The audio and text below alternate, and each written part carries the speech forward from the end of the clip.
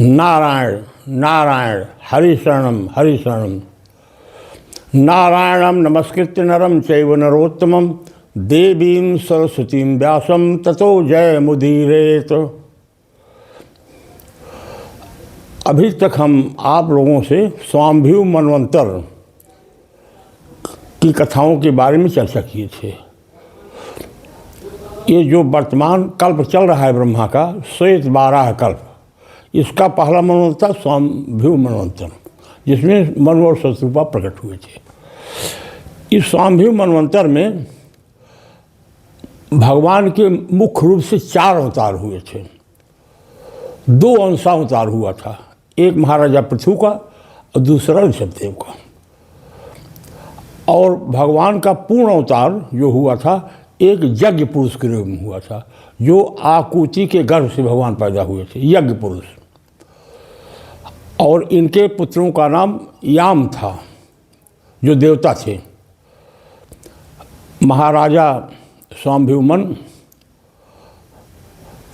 अपना चौथापन आने पर राजपाट, धन दौलत, खजाना सब कुछ त्याग करके वन में तपस्या करने के लिए चले गए। और वह सुनंदा नदी के किनारे पचपत्नी तपस्या कर रहे थे। कौन? स्वामिभू मन और उनकी पत्नी शत्रुपा। हालांकि रामचरितमानस में गोमती नदी कहा गया है, लेकिन श्रीमद् भागवत में सुनंदा नदी कहा गया है। सुनंदा नदी तपस्या करने की है। वे भगवान की स्तुति कर रहे थे, आंखें उनकी बंद थी और मुँह से कुछ न कुछ आवाज़ आ रही थी। उसके बाद हुआ क्या कि राक्षस लोग उनके ऊपर आक्रमण कर दिए। वो समझे कोई ऐसा इधर उधर का आदमी है, बरबा रहा है, चलो उसको भोजन क्यों बना लिया जाए। और उन्होंने जो है खाद डालने के लिए जब उद्यत हुए तो यज्ञ भगवान अपने पुत्रों के साथ प्रकट हो गए और उन्होंने सभी असुरों को, राक्षसों को मार डाला। और यज्ञ पुरुष ने अवतार ग्रहण करके संसार को धर्म का उपदेश किया, धर्म का उपदेश किया यज्ञ पुरुष।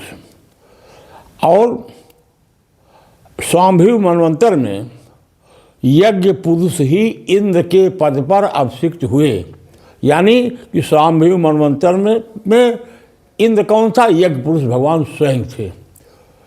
उन्हीं के नाम पर आज भी यज्ञ देवता का मतलब इंद्र माना जाता है। यज्ञ का देवता कोई यज्ञ इंद्र है, यज्ञ पुरुष भगवान माने जाते हैं। उसके बाद जो चौथा अवतार था भगवान का, वो अवतार था कपिल देव का, जो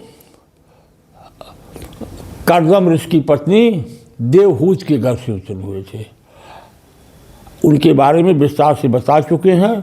और इन्होंने संसार में ज्ञान की शिक्षा दिया, सांख्यों की शिक्षा दिया भगवान के। ये भगवान के स्वामिभू मनवंतर में 4 प्रमुख अवतार हुए थे। समझ में बात आई नहीं आई? इसके बाद दूसरा मनवंतर जो था उसका नाम था स्वारोचिक मनवंतर। स्वारोचिक मनवंतर, स्वारोचिक महाराज अग्नि के पुत्र थे। और इनके समय में रोचन नाम का व्यक्ति इंद्र के पद पर प्रतिष्ठित था। और इस मनवंतर में वेदशिरा नाम के ऋषि की पत्नी थी तुषिता, उसके गर्भ से भगवान प्रकट हुए थे, जिनका नाम विभु था। विभु था। ये नैष्ठिक ब्रह्मचारी रहे और इन्हीं का अनुकरण करके 88,000 ऋषियों ने ब्रह्मचर्य व्रत का पालन किया। कौन? विभु। ये दूसरे मनवंतर में भगवान का एक अवतार विभु, जो नैष्ठिक ब्रह्मचारी थे, इनकी शिक्षा ग्रहण करके 88,000 ऋषियों ने संन्यास ले लिया और ऐसा इधर मतलब आजीवन ब्रह्मचर्य का व्रत ले लिया शुरू से ही। और तीसरे मन थे उत्तम। फिर आपसे बता दें कि जैसा हम बता चुके हैं कि प्रियव्रत के दूसरी पत्नी से 3 पुत्र हुए थे, उत्तम, तामस और रैवत, दूसरी पत्नी से। पहली पत्नी में से अग्निध्र वगैरह हुए थे 10 पुत्र और 1 पुत्री, बता चुके हैं ना। और दूसरी पत्नी से 3 पुत्र हुए थे, उत्तम, तामस और रैवत। तो यहाँ पर जो उत्तम के पुत्र उनके प्रियव्रत के पुत्र उत्तम हैं, दूसरी पत्नी वाले पुत्र, वही तीसरे मन थे। इस तीसरे मन में धर्म की पत्नी सुनीता के गर्भ से पुरुषोत्तम भगवान सत्यसेन के नाम से अवतार लिया था। सत्यसेन यानी तीसरे मनवंतर, उत्तम मनवंतर में सत्यसेन नाम से भगवान का अवतार हुआ था। और इन्होंने संसार के बहुत से कष्टों को हरा और जीवद्रोही जो भूत गण थे, दुष्ट यक्ष वगैरह थे, राक्षस थे, उनका सबका विनाश किया। ये कथा रही तीसरे मनवंतर की, भगवान के अवतार की। चौथा मनवंतर जो था उसका नाम था तामस। तामस भी वही प्रियव्रत के पुत्र थे, दूसरी पत्नी वाले, उन्हीं के नाम से मनवंतर था। और इस मनवंतर में हर मेधा ऋषि की पत्नी का नाम हरिणी था। हरिणी था, उसके गर्भ से भगवान हरि के रूप में प्रकट हुए। उसके गर्भ से भगवान हरि के रूप में हुए। और इसी अवतार में भगवान में गजेंद्र की, ग्राह से गजेंद्र की रक्षा की थी। जो ग्राह से गजेंद्र की रक्षा हुई थी इसी अवतार में।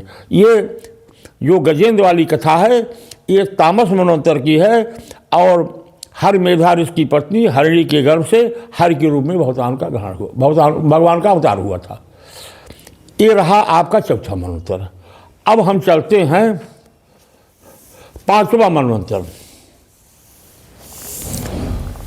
पांचवा मनवंतर, पांचवें मनवंतर का नाम था रैवत। ये भी प्रियव्रत के पुत्र थे, ये भी रैवत के पुत्र थे। इस मनवंतर में इंद्र का नाम था विभु। इसी मनवंतर में शुभ ऋषि की पत्नी थी जिनका नाम था विकुंठा। और उन्हीं के गर्भ से वैकुंठ नामक श्रेष्ठ देवताओं के साथ भगवान स्वयं भी प्रकट हुए थे। इसलिए भगवान का एक नाम है वैकुंठ। विकुंठा के गर्भ से उत्पन्न हुए थे। विकुंठा जो थी शुभ ऋषि की पत्नी थी, इसलिए भगवान का एक नाम वैकुंठ भी है। अब फिर आपसे बता दें, इसी मनवंतर में यानी पांचवें मनवंतर में भगवान ने लक्ष्मी की प्रार्थना से वैकुंठ धाम की रचना की थी। यानी जिसको वैकुंठ कहते हैं ये चौथे मनवंतर तक नहीं था। पांचवें मनवंतर में लक्ष्मी जी की प्रार्थना पर भगवान नारायण ने वैकुंठ धाम की रचना की थी। तो बोले किसके पहले लोग मोक्ष पाते थे, कहाँ जाते थे? क्षीर सागर, जहाँ भगवान शयन करते हैं, उनकी दिनचर्या में। हाँ, उनकी दिनचर्या में। इसीलिए तो ध्रुव को ध्रुव लोक मिला, न कि वैकुंठ। एक तो वैकुंठ के काबिल नहीं थे, अगर रहा भी तो, इसलिए कि उनके अंदर सौतेली माँ के प्रति क्रोध बदस्तूर था, बरकरार था। उस क्रोध की वजह से उनके अंदर जो जलन थी, इसलिए वैकुंठ के अधिकारी नहीं थे, उनके लिए ध्रुवलोक मिला। तो ये पांचवा मनवंतर है जिसमें जो है भगवान वैकुंठ का अवतार हुआ और वैकुंठ धाम की व्यवस्था पर उन्होंने लक्ष्मी की प्रार्थना किया। ये रहा आपका पांचवा मनवंतर। हाँ, अब हम चलते हैं, ये है छठा मनवंतर। चक्षु के पुत्र का नाम था चाक्षुष। चाक्षुष मनवंतर जो है ये छठा मनवंतर है। इसी मनवंतर में भगवान ने, नारायण ने यानी विष्णु भगवान ने बैराज की पत्नी संभूति, बैराज की पत्नी संभूत के गर्भ से अजित नाम का अंशावतार लिया था। बैराज की पत्नी संभूत के गर्भ से अजित नाम का अंशावतार ग्रहण किया था और उन्होंने ही समुद्र मंथन करके देवताओं को अमृत पिलाया था तथा वह ही कच्छप रूप धारण करके मंदराचल की मथानी के आधार बने थे। यानी छठवें मनवंतर में जब में ही समुद्र मंथन हुआ था तो सारा क्रियाकलाप भगवान के द्वारा ही हुआ था। ये चाक्षुष मनवंतर तक की कथा है। स्पष्ट हो गई बात, किस हो गई। इसके बाद सातवां मनवंतर आता है। सातवां मनवंतर, सातवें मनवंतर का नाम है वैवस्वत मनवंतर। क्यों? विवस्वान जो सूर्य भगवान हैं, सूर्य जो चमकते हैं आकाश में निरंतर, इन्होंने विवस्वान होकर प्रकट हुए थे आदित्य के गर्भ से। 12 आदित्य थे, उसमें विवस्वान भी है ना। विवस्वान, तो विवस्वान का जैसे मैंने संतत वर्णन कर दिया है, तो विवस्वान के जो एक पुत्र थे श्राद्ध देव, और जो संज्ञा के गर्भ से पैदा हुए थे श्राद्ध देव, उन्हीं को जब भगवान ने 7वें मनवंतर में वैवस्वत मन बना दिया। वैवस्वत माने विवस्वान के पुत्र। तो 7वें मनवंतर के अधिपति कौन है? वैवस्वत। तो ये आपका इस समय जो मनवंतर चल रहा है उसका नाम है वैवस्वत मनवंतर। तो वैवस्वत मनवंतर की शुरुआत कैसे होती है, उसके पीछे कथानक क्या है, उसके बारे में यूँ समझें कि जो पिछला कल्प है, यानी श्वेत 12 के पहले वाला कल्प, तो उसमें नैमित्तिक प्रलय हो गया था। नैमित्तिक प्रलय, अरे जो ब्रह्मा के एक दिन बीतने पर होता है, तो ब्रह्मा के एक दिन बीता तो नैमित्तिक प्रलय हुआ, तो उतने दिन तक नैमित्तिक प्रलय रहा। उसके बाद फिर वैवस्वत मंत्र शुरू हो गया। तो जो वैवस्वत मंत्र शुरू हुआ स्वाम्भु मन से लेकर के यहाँ तक 7 बीते, तो जो ये स्वाम्भु मंत्र के शुरू होने के पहले प्रलय था ना, तब तो पहला, दूसरा, तीसरा, चौथा, 5वां, 6वां, 7वां मंत्र आया। तो इसके पहले वाले मनवंतर चाक्षुष था, उसके पहले हम बता चुके हैं। तो जो स्वाम्भु मनवंतर के पहले, यानी जो इसके पहले वाले कल्प का नैमित्तिक प्रलय था, उसमें सब कुछ डूब गया था। क्या क्या डूबता है नैमित्तिक प्रलय में? भूलोक, भूअलोक, स्वर्गलोक, 3 लोग नष्ट हो जाते हैं। हाँ, 3 लोग नष्ट हो जाते हैं। चौथा लोग जो महालोक है, वो लोग जनलोक को चले जाते हैं। ऐसा मैंने बताया ना प्रलय के बारे में। तो उस समय नैमित्तिक प्रलय हो गया था। ब्रह्मा जी को नींद आ रही थी, ब्रह्मा जी को नींद आ गई। और उस नींद के समय हयग्रीव नामक दैत्य ने ब्रह्मा जी को ही खाना चाहा। इतना नहीं, सोते समय ब्रह्मा के मुंह से वेद गिर पड़ा, 4 वेद, और उसको उन लोगों ने जोग बस से चुरा लिया। किसने? हयग्रीव राक्षस ने। हयग्रीव राक्षस ने ब्रह्मा के सोते हुए जान करके जो देखा कि वेद ब्रह्मा के मुंह से गिर चुके हैं, यानी विस्मृत हो गए कह लीजिए, या वेद का जो भी स्वरूप रहा हो, जैसी कथाएं लिखी वैसे मैं बता रहा हूँ। हाँ, झूठ पूर्वक का ईश्वर जाने, न संग रहे न साथ, जैसा मैंने पढ़ा है वैसा मैं बता रहा हूँ। तो जब वेद गिर गए तो हयग्रीव राक्षस ने चुरा लिया। तो भगवान ने हयग्रीव को मारकर वेद ब्रह्मा को पुनः वापस कर दिया। तो हयग्रीव को मारने के लिए भगवान नारायण ने मत्स्यावतार ग्रहण किया था। मत्स्य माने मछली का अवतार, मत्स्यावतार ग्रहण किया था। यानी मछली का अवतार, भगवान के एक अवतार मत्स्यावतार भी है, आप आश्चर्य मत कीजिए। अब मत्स्यावतार के बारे में जो कथा है वो इस प्रकार से है कि कैसे लिया। ये तो सवाल में हो गई बात कि मत्स्यावतार ग्रहण करके हयग्रीव राक्षस को मारे, और क्या कहते हैं,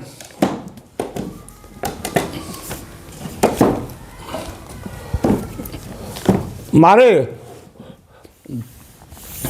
भगवान मत्स्यावतार ग्रहण करके। लेकिन उसके पीछे कथानक क्या है? उस समय सत्यव्रत नाम के एक राजर्षि थे। ब्राह्मण जब ऋषि होता है जो ब्रह्मर्षि कहा जाता है, और जब क्षत्रिय ऋषि होता है तो उसको राजस कहा जाता है। तो सत्यव्रत नाम के एक राजर्षि थे, बहुत घोर तपस्या करते थे, केवल जल पी करके रहते थे, केवल जल पी कर रहते थे महाराज वो। और वह तपस्या कर रहे थे एक नदी के किनारे, तपस्या कर रहे थे एक नदी किनारे, वो बेचारे तपस्या कर रहे थे। भगवान सूर्य को अर्घ देने के लिए जब उस नदी से जल निकाले तो उसमें एक मछली आ गई, मछली आ गई हाथ में। तो मछली वाला तो जल दिया नहीं जाएगा, उन्होंने मछली को फिर डाल दिया। तो मछली बोली कि महाराज इस नदी में बड़े बड़े जीव जंतु हैं, ये सब हमको खा लेंगे, मछली सबकी आहार है, खा लेंगे, महाराज मेरा कल्याण कीजिए, मेरा प्राण बचा लीजिए। उनको दया आ गई। इन्होंने क्या किया कि जो इनका वो पात्र था पूजा करने वाला, छोटी वाली आचमनी, उसमें रख लिया मछली को, लेकर चले आए आसन पर। वहाँ पर उस मछली को डाल दिया एक अपने कमंडल में। रात भर में मछली कमंडल भर गया। उसने कहा महाराज इसमें मेरा कल्याण नहीं होगा।